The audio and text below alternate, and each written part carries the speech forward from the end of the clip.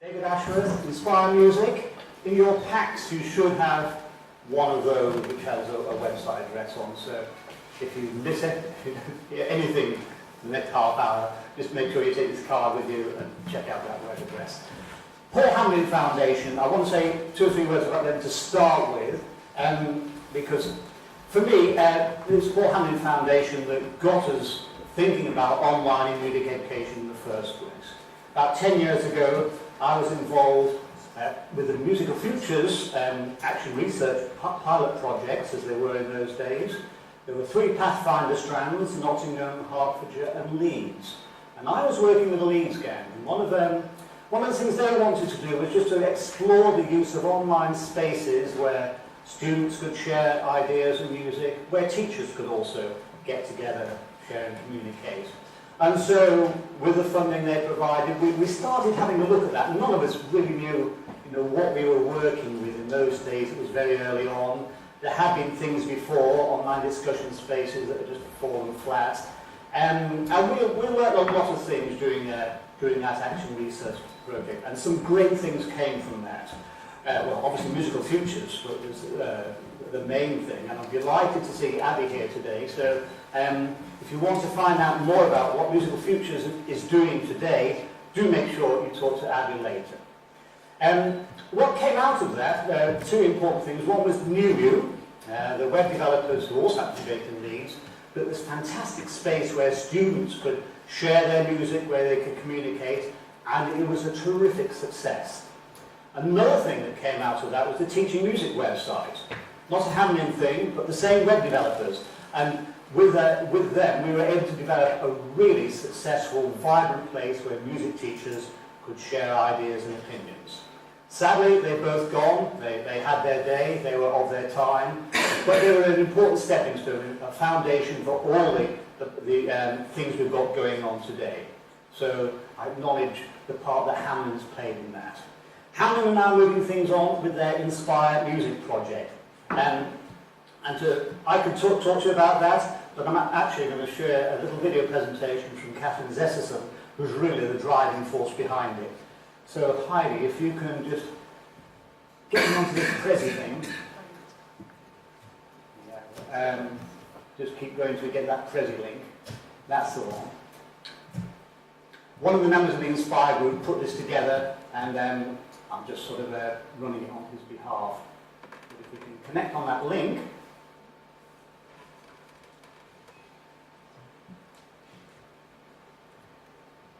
it will take us to the Prezi.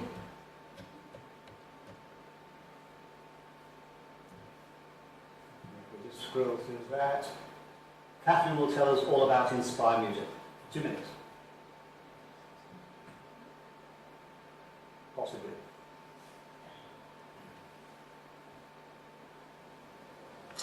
Inspire Music is a Paul Hamlin Foundation supported initiative that grew out of a report they commissioned last year called Inspire Music for All.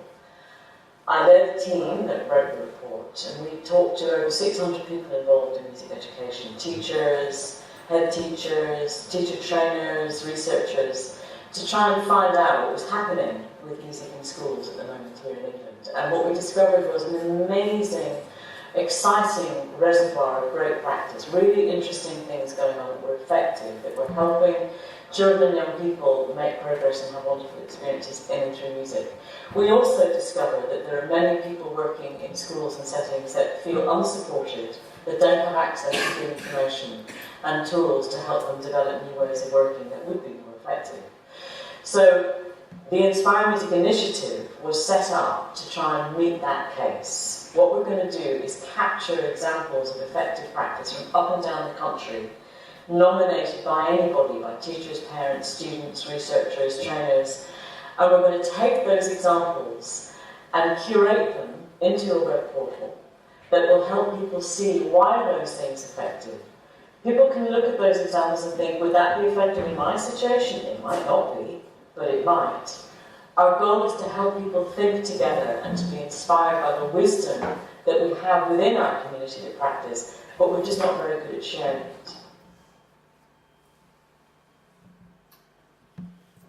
Thanks. Can we get back to the PowerPoint now? So what we've done so far, Sorry, there's more. prior to launching Inspiring Music, is put together a team of people, a working group, drawn from all sections of the music education and community music communities, and they are looking far and wide for examples of effective practice. So what you can do to get involved is submit your stories, get in touch with us, tell us what you've seen and what you're doing that you think is really effective and that you'd like to share with others.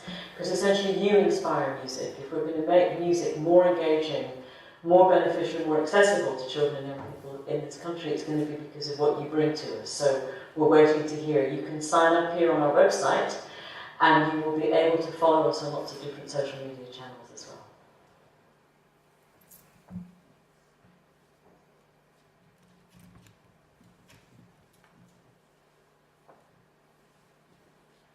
What Catherine was saying there, it's not just us sharing ideas of effective practice with you, but sharing your ideas as well. So it's a two-way flow. So if you're doing anything in music education you think is worth shouting about, worth sharing, do get in touch with us and we'll do our best to sort of make sure it's represented on there. Okay, I'm on the working group for Inspire Music. I'm specifically working on the technology side with a few others. And we've had a great time trying to source a really effective use of technology in education. And it's occurred to me, I've been doing this for a long time now, some technology works really well, others doesn't. What is it about the technology that works really well, that stays with us, that makes an impact? What are the characteristics of effective technology? And to do that, I looked at what is the competition? What technology is it out there that works so much better than anything else? Just think about it. What's the most effective piece of technology we have in our schools today?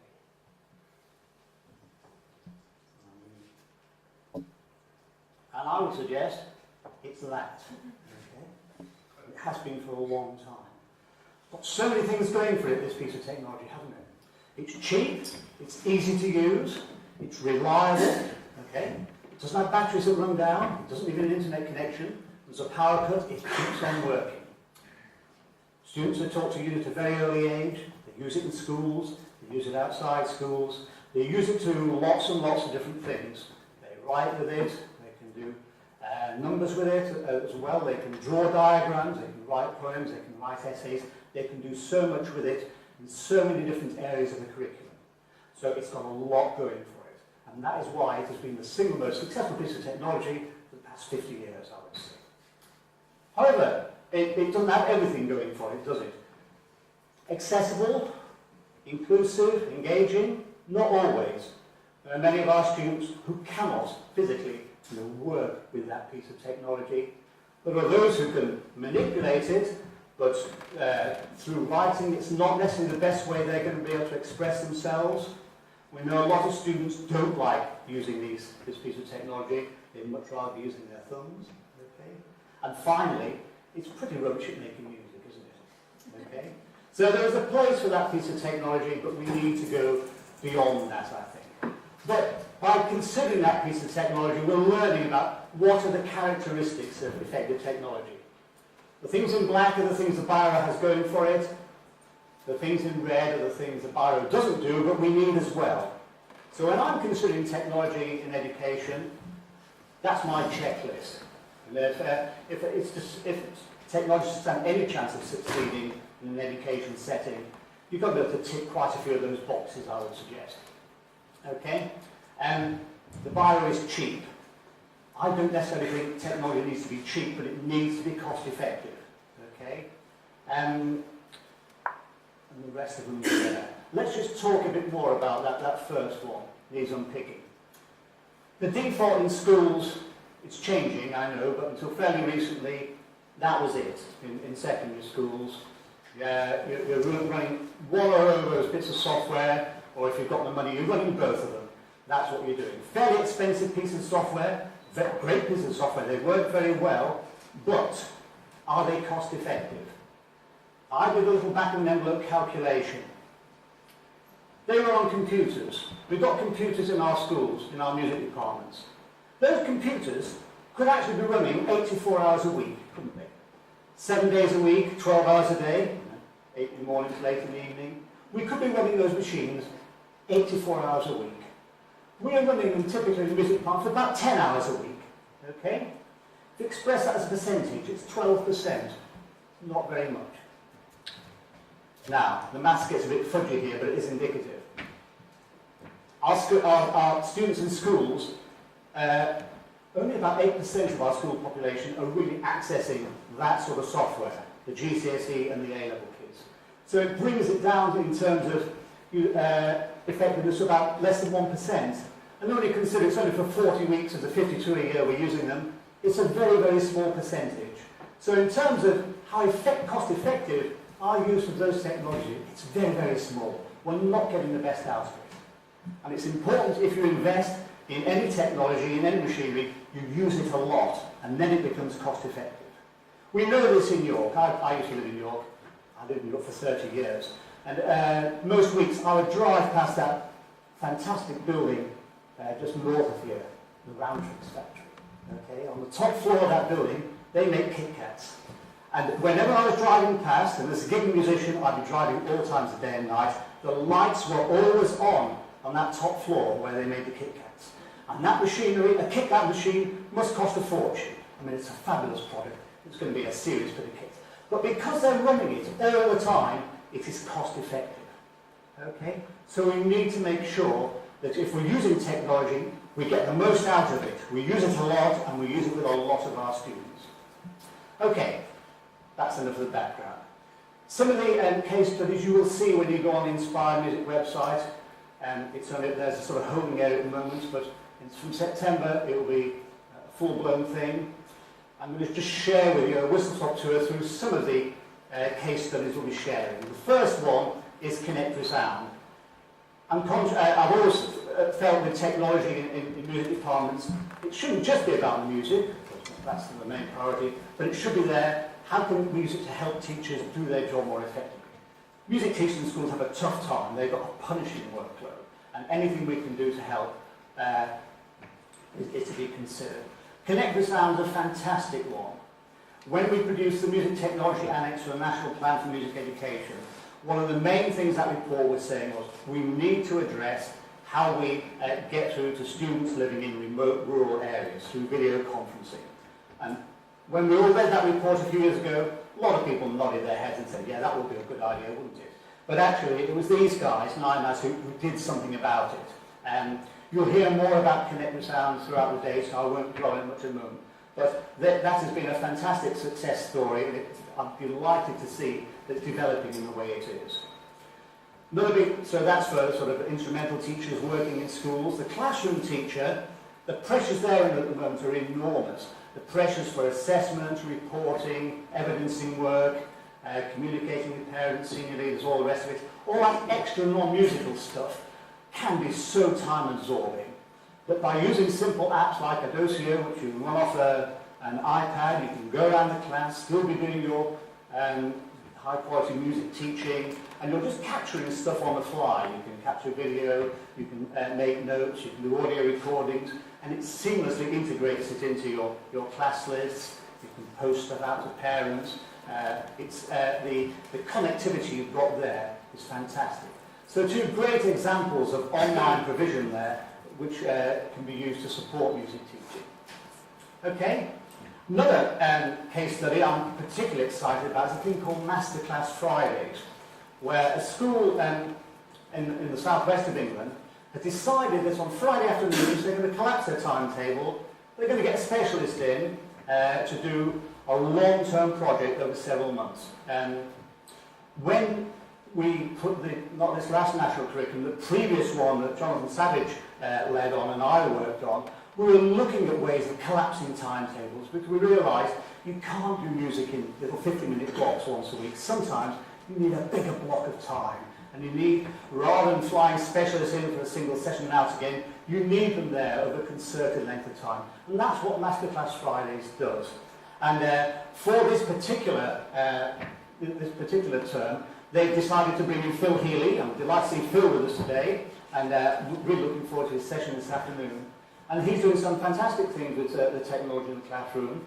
He's been working with the Garage Band for Schools resource, and also with the Charanga VIP studio. both of which have an important online teaching strand to them. So that's a case study well worth looking out for. There's always a danger, I think, with thinking music technology, always looking forward to the next thing, what's coming out, what's next on the horizon. Sometimes we want to look forward, but we also want to look back over our shoulder as well, because some of the really interesting things that happened musically with technology happened quite a while ago. Music concrete, okay, we're going back 50, 60 years with this stuff, but the stuff that came out of that very limited technology was fantastic. It was vibrant, it was exciting, and it was relevant. And it's great to see that there are schools, and this is one in London, in Warpeth, that is looking back at the tradition of music technology and making students aware of that tradition and working with it. And this teacher has also, he's sort of taken that music conquest idea forward, and he's working with simple contemporary technologies, the makey thing, which is shown in the bottom left there, where you can actually connect bits of fruit and vegetables to a little chip and use them there to make sounds. Are you demonstrating that today, Phil? No, sadly no. But if you go on Phil's YouTube channel, you will see using fruit and vegetables to make music. I've been involved with a school in Sheffield, Ewlands, where they're using ICT and live performance to work with some of the compositions of David Bedford. David Bedford, he did a lot of works for schools, music compositions for schools in the 70s and 80s that made lots of use of student input in some of the composition, and were also fairly open-ended in the way they wanted students to work with technology. And we've been using sound processors in there to work on David Bedford's Seascapes, which is based on the rhyme of the Ancient Mariner. Using technology live in live performance, sound processors, samplers, and it's been so exciting. The last one, project-based learning. Again, this is talking about schools collapsing timetables. There are a small number of schools up and down the country who have abandoned the conventional timetable structure altogether, and they're going through a project-based learning approach. I've first heard about this through David Price and through Musical Futures, who were interested in picking up some of the lessons from there. And some of those teachers who were involved in Musical Futures in the early days have gone down a project-based learning route. Probably the best and nearest one to you is in Doncaster, the XP school. If you're interested in what is happening in PBL, get down to Doncaster. It's amazing what's going on down there. But the project we've taken is from Stratford, Stratford East in London, and it's to do with the science of sound, where the music department and the science department have got together in a cross-curriculum type project. And that photograph at the bottom right shows what is happening there. Now, this is pretty amazing.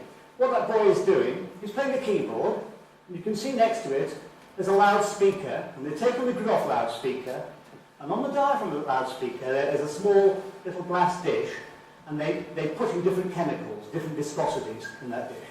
And he's playing different phrases set to different instrumental timbres, and they're watching the patterns that come out of those dishes, okay, little waveforms, and he's videoing it on the fly. And if you go on there, you watch the video of the way these waveforms ripple across these dishes with different viscosities, playing different timbres, and it's amazing. I mean, visually it is stunning to watch, but the learning that's going on there, it takes us into a completely different approach. So that's a really exciting one. Okay? There's lots of great software, there's lots of great technology that's been around for a while, but we haven't really worked out how do we use this stuff in a classroom setting. Okay? And this is something that's always interested me. I mean, I felt for years that Ableton is a terrific piece of software. It's probably, for me, it's the best piece of music software that's come out in the last 15 years. It's terrific. But schools haven't really got a handle on how they can use this. So it's great that we've got a school in Lancaster who've been working with Ableton on taking this idea forward, and they're now using Ableton as their default piece of software, okay? And they realised, although it's intended for like the DJ, it's built with the DJ community in mind, actually in a much broader, typical classroom curriculum, there's so much you can do with software like that. And the work that's coming out of that is really exciting. Same with sounding. We're used to seeing this used typically in a one-to-one situation, special needs school. Can we use it in a classroom music making teaching situation in a special needs school and beyond? and there's some really interesting work going on there. I've been involved with both of those. If you want to find out more about those, talk to me later today.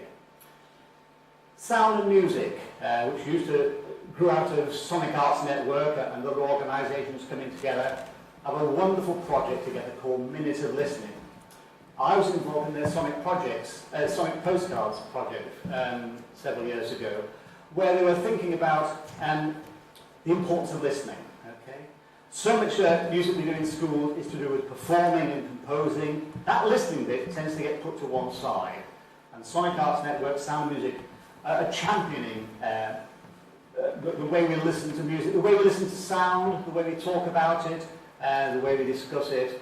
And this, again, it's online, this online learning environment provides this context. So here we have children in primary schools, and every day of the week, in the morning, they down tools, the classroom goes quiet, and they listen to 1 minute of sound. Okay? It can be a piece of conventional music, it can be a much less conventional piece of music, it can be environmental sounds, it can be anything. And then there are guided, structured notes on how we can discuss it, how do we talk about it.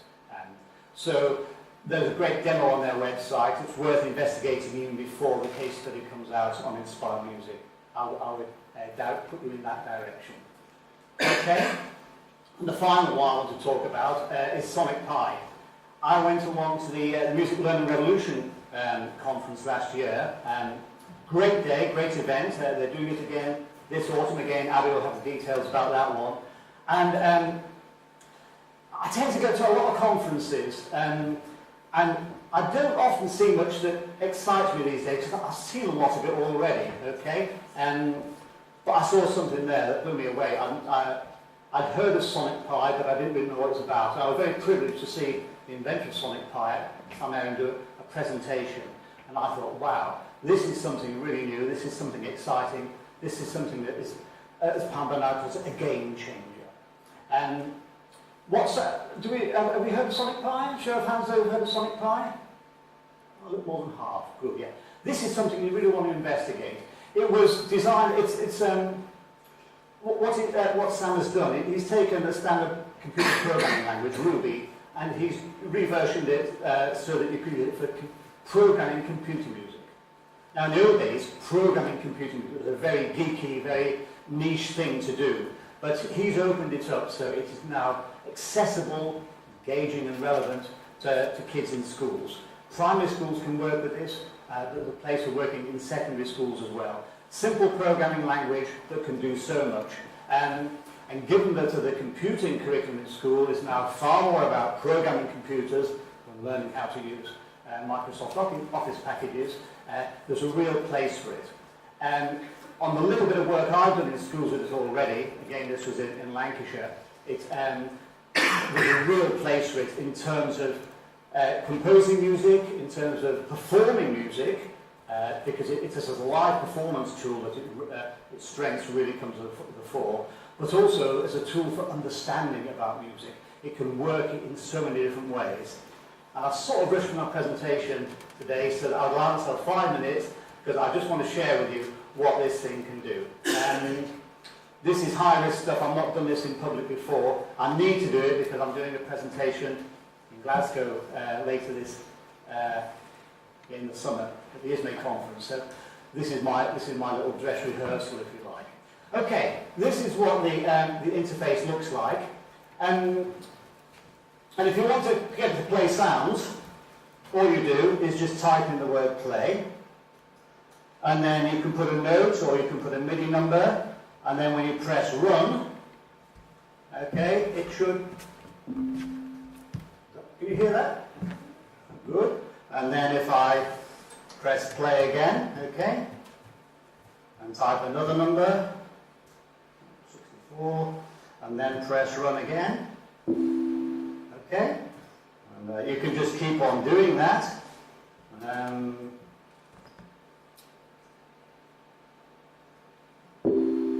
Okay, you can just keep building sounds like that. The moment what it's doing, every time I type in play, it's just building the notes up into a chord. The musicians in the room will recognise a triad C major there, possibly. Okay, And actually, the numbers help you with that, don't they? Because they're showing the intervals in semitones between the notes of the chord, which again is a way into understanding how music works. Okay, it's different from the crotches and quaver system, but it has its own integrity. If I put in a sleep command of, say, 1 second and then press run, okay, I can control sound and I can control silence, which Mr. Painter would approve of. Okay, and I can alter those intervals so that I get crotchets and quavers. Okay, so there you have it. It's a system of creating music. We're controlling pitch, we're controlling rhythm there. Okay. It's a bit like a sledgehammer to crack a walnut, actually, though. Okay, there are much easier and faster ways to play tunes. Learn to play a recorder, do it far better than this one. But it has its own strengths, okay? And here, if I can remember which buffer it's in, not that one. Yeah, this one. Now, just let me resize this.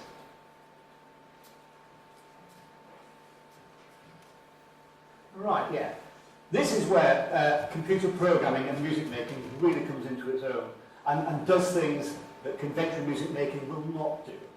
Okay, the coding there may look a bit off-putting, but it's very simple. Okay, we can choose different synth sounds. We're choosing the synthesizer, a hollow, which is a very sort of like a sort of synthesized pad sound. We're putting a bit of reverb on it. Okay, I've got the dial set up to 7. And then I'm running 3 loops. And our first loop is choosing between 2 notes. It'll either play the note D or the note A. Okay? Attack 2 means it will fade in, the release means it will fade out slowly. And then there'll be a gap of 8 seconds before that loop repeats. Make sense? Same time we're in the second loop. And that's choosing between the note F and D. So D an octave higher. Okay, again, fade in and fade out times. And then finally, much lower down, a low A and a low D. Choosing between those 2 notes. And if I run this piece of, so only a few hours of coding, but if I run this, just listen to what it sounds like.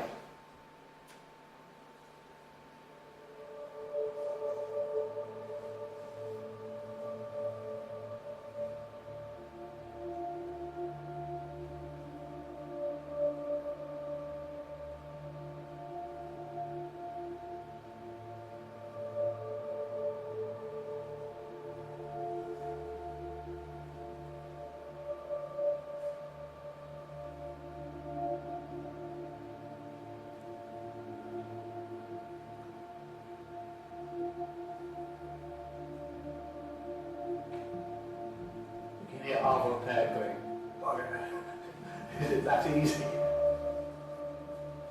And then in the classroom you can say to the kids, okay, look at those notes that are playing there.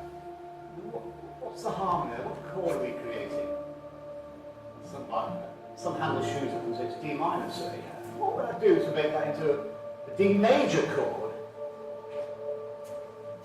So we're not just performing, we're learning. So for that F there, I put an S in front of it.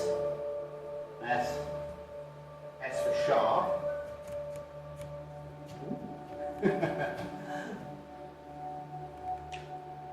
Okay, what could I do to alter the chord completely? Say I wanted to get to a G chord. Okay, might go via 7th to D7th. Okay. Okay, class. What's the minimum amount I can shift these notes so it morphs onto a G major chord? Well, I'll leave the D where it is because it's in a G major chord already. Might take that up to a B. This one would obviously go up a semitone to a G. That would drop down the semitone to a B, possibly.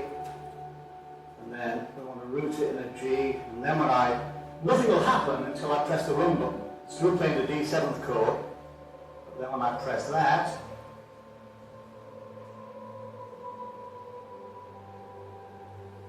chord is Kids love this.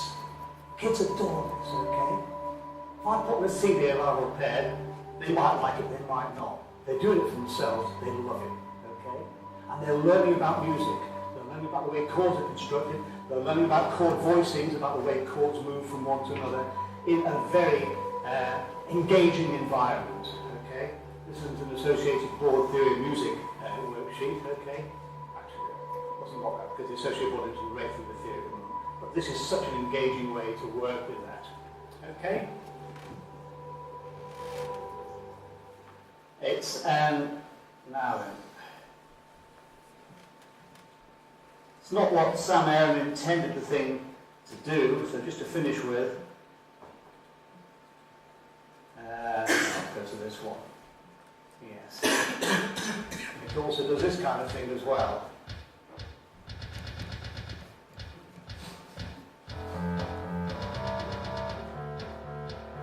Those kids who weren't convinced with the ambient biennium end of the spectrum suddenly sit and say, yeah, I want to go for that. Okay.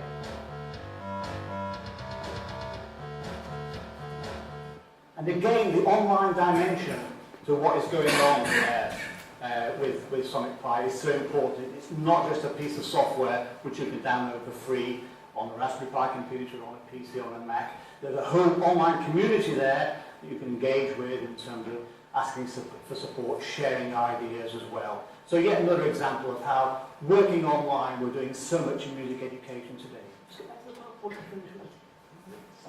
And then just one thing there. Okay, I'm around for the rest of the day. Happy to talk about any of these. Really keen to find out about your own stories, your own ideas for case studies you think might be worth sharing. We can help you develop those so we can put them on the Inspire Music website. Beyond today, I'll still want to keep in touch with many of you. I'm in touch with quite a lot of you already, I know, aren't I? But you might want to make a note of that email before we finish. So, just in conclusion, really glad to be here today, really excited that NYMAZ have convened this fantastic group. It's an important group.